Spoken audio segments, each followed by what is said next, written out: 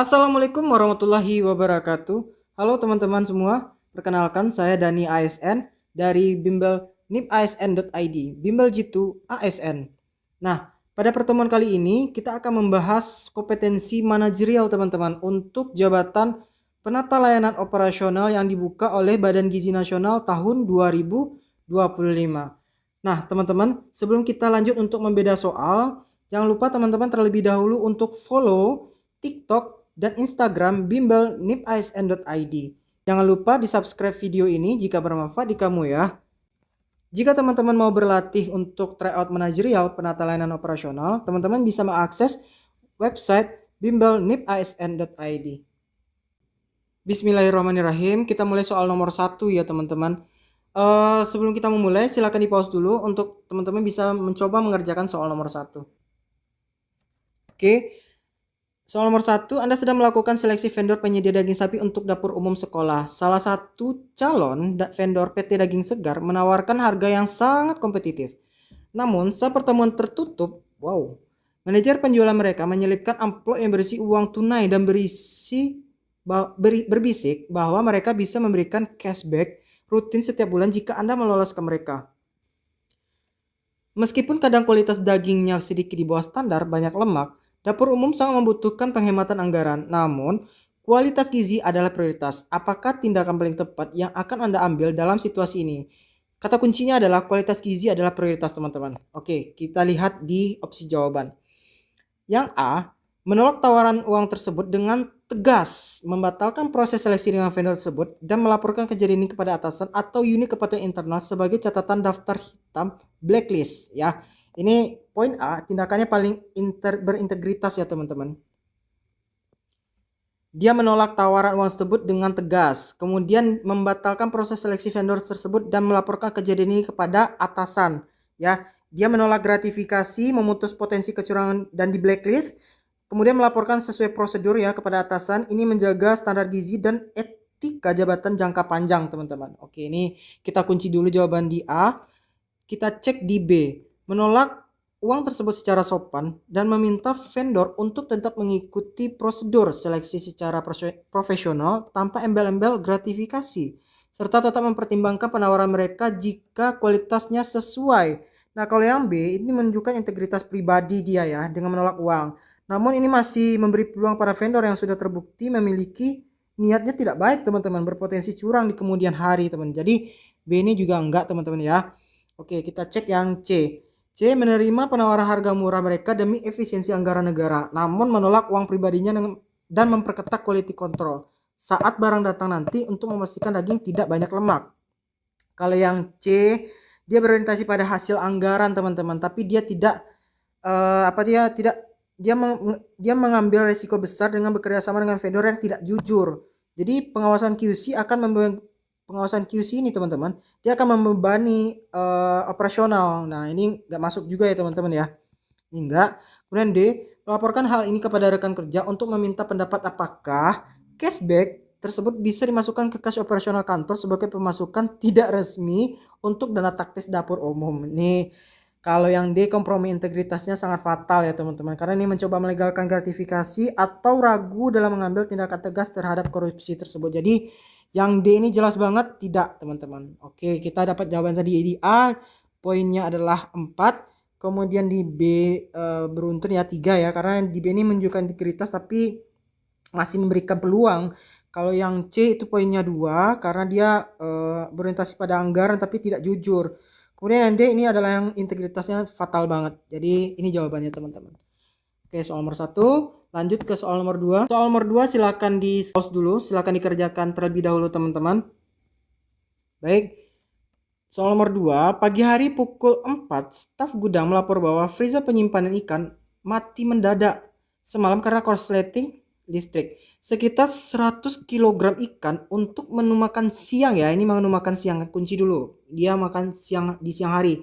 Ini kondisinya mulai mencair dan mengeluarkan bau kurang sedap. Ragu akan kesegarannya, waktu memasak tinggal 2 jam lagi. Ini belum termasuk distribusi ya teman-teman ya.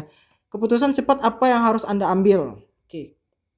Yang A, memerintahkan staf untuk mencuci bersih ikan tersebut. dengan jeruk nipis dan bumbu rempah untuk kuat untuk menghilangkan bau lalu tetap dimasak agar tidak rugi. Ini poin A sangat berbahaya banget karena melanggar kode etik pangan. Ini menutupi kerusakan bahan dengan bumbu dan ini fatal banget karena ini malpraktik fatal nih teman-teman. Jadi yang A ini jelas enggak. Oke, yang B, memutuskan untuk membuang seluruh ikan tersebut ya dan segera membeli lauk pengganti yang cepat, misal telur atau sosis ya di pasar terdekat menggunakan dana taktis. Pasti ada dana taktis ya atau dana darurat teman-teman. Jadi poin B ini prioritas keselamatannya food safety banget ya teman-teman karena lebih baik rugi materi daripada keracunan massal. Ini solusi taktis. Beli pengganti ini menjamin layanan tetap jalan tepat waktu. Ini kita kunci dulu jawaban yang di B. Oke, lanjut di C. Memilah ikan yang masih beku saja untuk dimasak dan mengurangi porsi lauk sisa menjadi setengahnya karena stok berkurang. Ini yang C berisiko tinggi ya teman-teman ya. Karena kalau misalkan ikan dalam satu freezer yang mati, kemungkinan besar itu udah terkontaminasi silang meskipun terlihat beku, meskipun ini masih beku ya terlihat ya, tapi mereka udah terkontaminasi silang. Ini udah satu malam ya teman-teman ya, freezernya mati. Kalau yang C ini enggak ya teman-teman. Kemudian yang D itu menunda jam makan siang siswa selama 2 jam sambil menunggu pengiriman ikan baru dari vendor pengganti. Kalau yang D itu mengutamakan keamanan pangan, namun ini mengorbankan standar pelayanan. Salah satunya adalah ketepatan waktu makan siswa, sedangkan ini ditunda selama 2 jam. Waduh, nggak bisa ini teman-teman ya. Jadi memang poin yang paling tinggi itu ada di B teman-teman. Ya, poin yang 3 itu ada di D karena D ini dia mengutamakan keamanan pangan tapi dia mengorbankan standar pelayanan ya, ketepatan waktunya ditunda.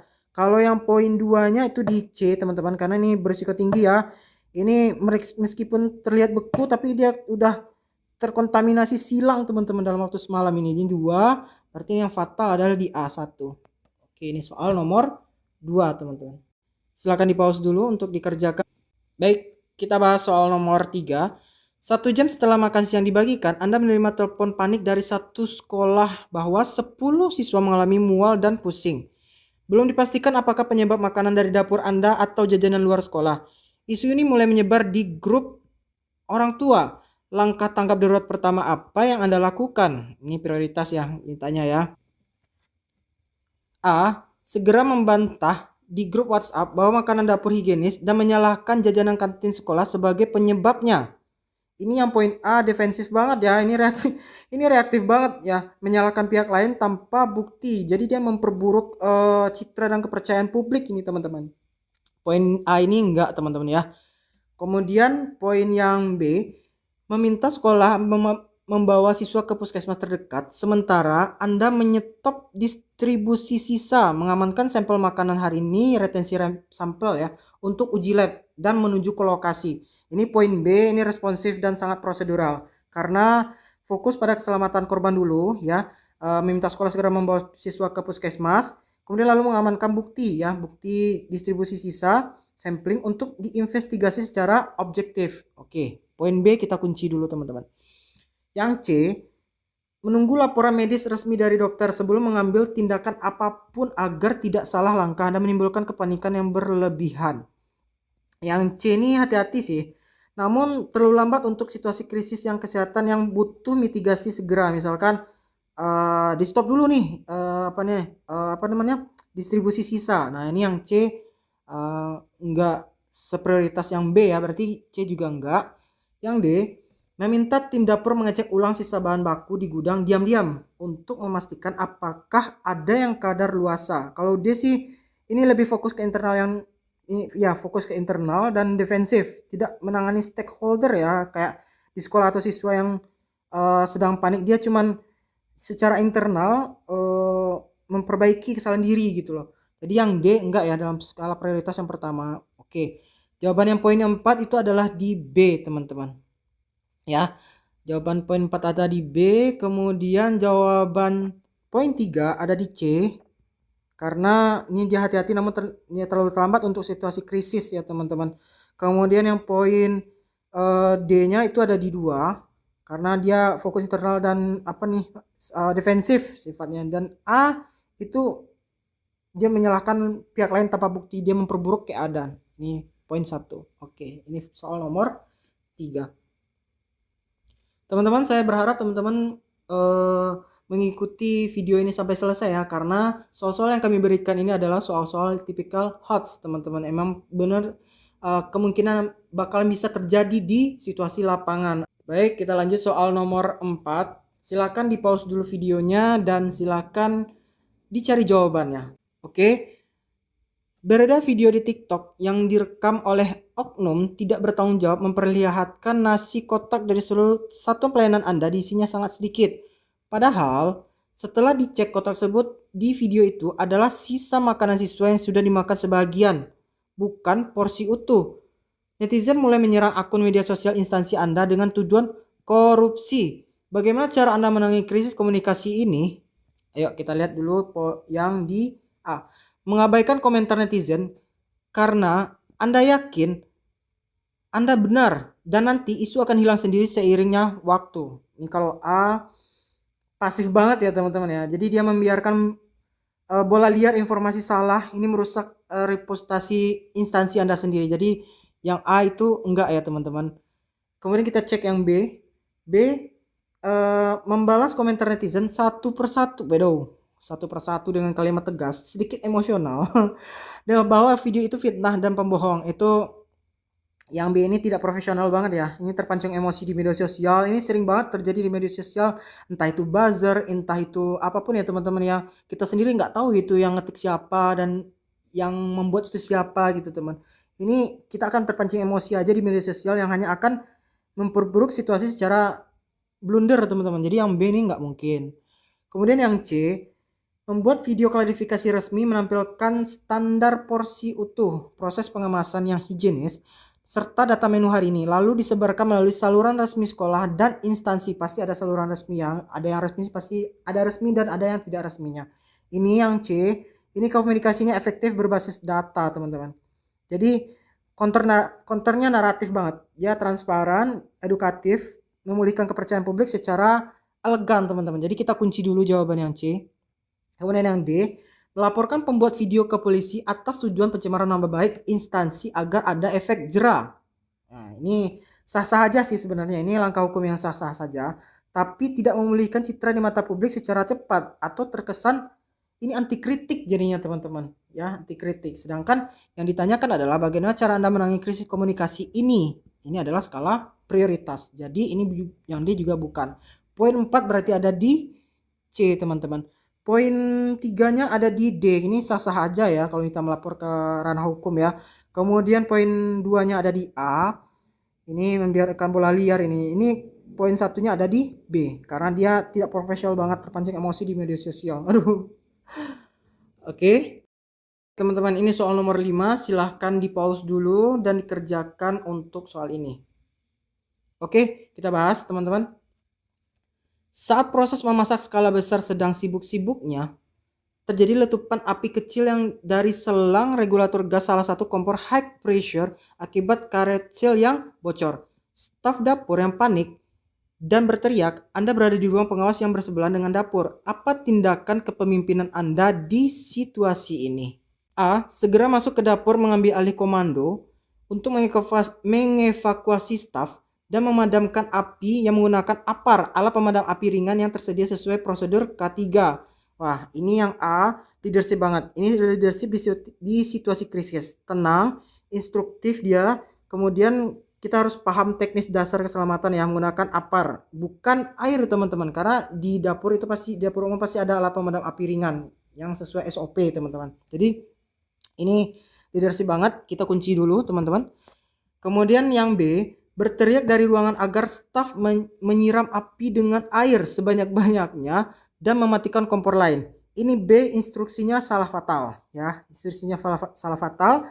Menyiram api gas atau minyak dengan air akan memperbesar kebakaran teman-teman. Jadi ini yang B ini enggak ya, fatal banget.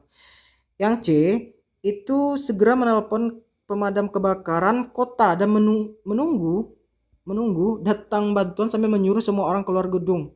Ini kalau yang C, ini prosedur evakuasinya udah benar. Tapi untuk api kecil awal, ini udah ada teriakan pertama ya, menunggu damkar itu terlalu lama. Jadi berisiko apinya akan membesar teman-teman. C itu enggak. Kemudian yang D, meminta staf senior untuk menangani masalah tersebut karena mereka lebih paham teknis kompor. Sementara Anda mengamankan dokumen penting. Ini pengecut banget ini. Dan melempar tanggung jawab dia. Ya, kita nggak boleh seperti itu. Mengutamakan dokumen di atas keselamatan nyawa tim gitu nggak boleh ya. Ya, jadi ini D enggak banget teman-teman. Jadi pengecut dan melempar tanggung jawab. Dia lebih mengutamakan dokumen di atas keselamatan nyawa timnya. Baik, yang nomor 5 ini poin paling tinggi itu yang A, karena dia leadership banget di situasi krisis dan dia udah paham banget cara menanggulangi keadaan dalam situasi genting, teman-teman. Ini poinnya adalah 4. Kemudian yang poin 3 ada di C. Ya, karena ini prosedur evakuasinya benar, tapi untuk api kecil awal ya, menunggu damkar itu terlalu lama. Kemudian poin 2-nya ada di B, ini instruksinya salah fatal. Ya, ini poinnya 2. Karena dia menyiram api gas atau minyak dengan air yang memperbesar kebakaran. Kemudian D, ini dia mengutamakan dokumen atas keselamatan nyawa tim. Itu salah banget teman-teman. Oke, ini soal nomor 5. Soal terakhir teman-teman. Jika teman-teman merasakan manfaatnya, untuk kita bisa lanjut ke part 2, silahkan diberikan komentar di kolom komentar part 2 agar kami bisa mengetahui bahwa video ini bermanfaat untuk teman-teman. Pemenang tidak selalu yang pintar, tapi yang duluan tahu. Like dan subscribe video ini jika bermanfaat di kamu. Terima kasih.